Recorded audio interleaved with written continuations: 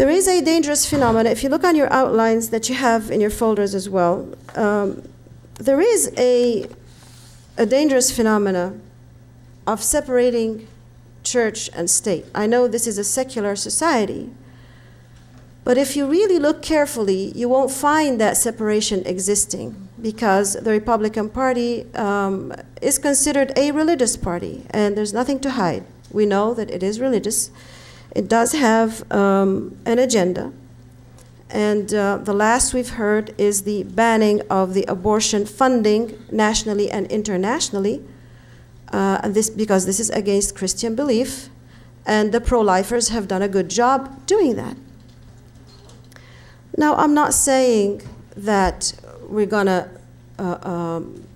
meld or weld a church and state. That's not what we're going to do. But what we see in front of us is our delegation on this earth is to implement Sharia. We're not going to go up to Congress and tell them, this is halal, this is haram. That's not what we're going to do. But what we want to do is see the issues that are of importance to us, the issues that are of common ground between us and the other people, and we'll work on them. But then also, let's not lose focus that we're Muslims and not pro-lifers. So, for example, there is an anti-family agenda that I talked to you about yesterday that has been implemented by the Women's Environment and Development Organization and the National Organization of Women. This anti-family agenda, of course, supports abortion and the different forms of the family, which is gay culture, marriage between the same sexes. They try also to eliminate parental authority, and that's a big subject, because in the schools now, they have a sex ed curriculum, and that sex ed curriculum teaches our own kids, and we have a lot of Muslims there that have been lost to society because of those things. And I feel that just because your kid is in an Islamic school, there are other Muslim kids that belong to you as well, and you're responsible about them as well. And you're also responsible about the non-Muslim kids. If you really want to change morality in society and have an input, you need to look carefully at the elimination of parental authority, because what they want to do is, before you used to have a say-so about your kids joining a sex ed class.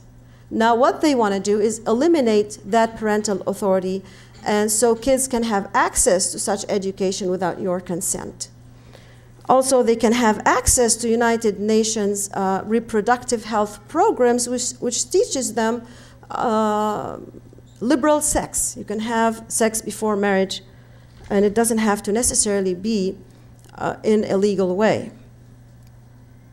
So there is a combat of purity and chastity. There is a war against those very basic same morals that we Muslims have.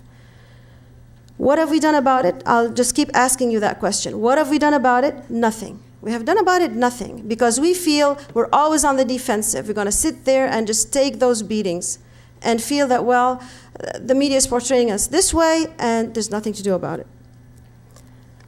Now also, they're pushing for the children's right to privacy. And right to privacy means you cannot access your kids' email, you cannot access your kids' internet, you cannot have a say-so about even the internet programs or the TV programs that they're watching, or else you'll be sued. And actually, this is going so far. They're giving kids also the right to counsel and have full abortion by whatever services they want. And they're giving them full freedom of expression. Now, why am I saying those things?